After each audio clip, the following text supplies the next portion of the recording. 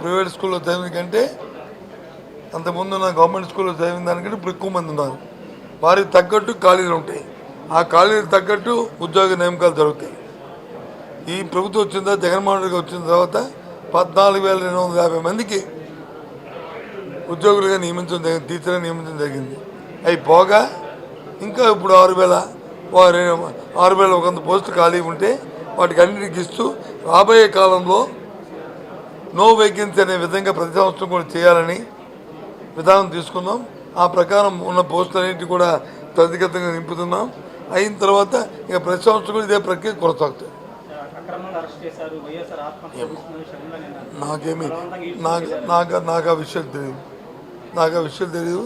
ప్రభుత్వం ఏది కూడా తొందరపాటుతోనో దురుద్దేశంతోనో జులుంతోనో చేయదు. ఇది ప్రజాస్వామ్యంగా బద్ధంగా ఉండాలని కోరుకుంటున్న ప్రభుత్వం కాబట్టి ఆ ప్రజాస్వామ్యబద్ధంగానే మేము మా తాలూ ప్రక్రియ కానీ మా అధికారులకి ఇచ్చిన ఆదేశాలు కానీ మేము కానీ ఉంటాం తప్ప అది అతిక్రమించాం మేము.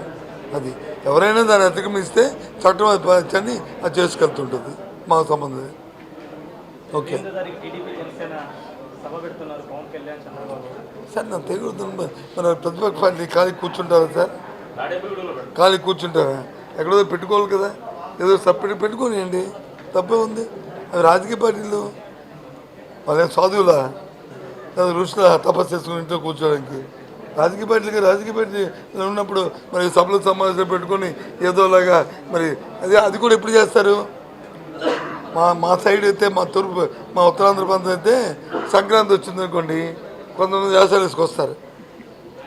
అలాగే వీళ్ళకి పండుగ చేసింది, ఇది పండుగ. ఆ పండుగలాగే వీళ్ళకి ఎన్నికలు వస్తేనే పండుగ కాబట్టి ఇప్పుడు ఎన్నికల ముందు వస్తుంటారు.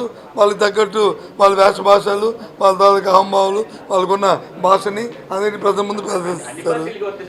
నేను కాదన్నా రాజకీయ పార్టీలకి అని చెప్పాను. ఒక ప్రతిపక్షం కానీ తప్పు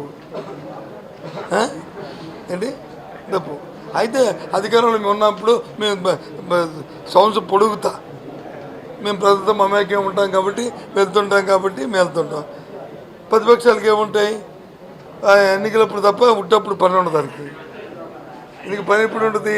ప్రభుత్వాలు విఫలమైతే ఉంటుంది. మేము ప్రభుత్వం మాది విఫలమైన ప్రభుత్వం కాదు, మాది సక్సెస్ఫుల్ ప్రభుత్వం. మాది ఈ రాష్ట్ర ప్రజలందరూ కూడా అందరూ ఆమోగ్యమైన ప్రభుత్వం మాది.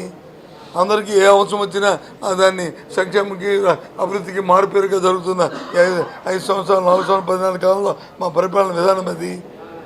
సో కాబట్టి వాళ్ళకి పని లేకుండా పోయింది 4 సంవత్సరాలు 10 నెలలు. ఇప్పుడు 2 నెలలైనా పోయి వాళ్ళు వేషం వేసుకొని మేకప్ వేసుకొని రాకుండా ఉండమంటే ఎలాగవుతుందండి? ధర్మం అది చెప్పండి. సరే అది పని ఎవరు కానివ్వండి, తప్పేముంది?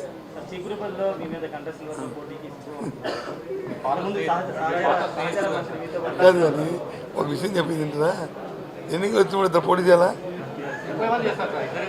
30 మంది చేస్తారా? 30 మంది ఒకరు పని, ఇద్దరుదే ఒకరు, తప్పే ఉంది. అవన్నీ ఆమె వాళ్ళు ఎందుకోరు కానీ నా మీద ఎవరు పోటీ చేయరు కదా. నేను వైఎస్ఆర్సీ పార్టీ తరఫున పోటీ చేస్తాను. నా మీద ప్రతిపక్షంలో ఏ పార్టీలు ఉంటే ఆ పార్టీలో పోటీ చేయాలి. అది XYZ. సరే అది ప్రతిసారి అయింది, ఈసారి తప్పుతుంది ఎట్లది? నేను బ్రేక్ చేయను, ఆయనకి ఆయనే బ్రేక్ చేసుకుంటాడు. ఓకేనా? అదేదో ఆయన అడగండి. ఓకే, ఉంటాను. Bye, see you.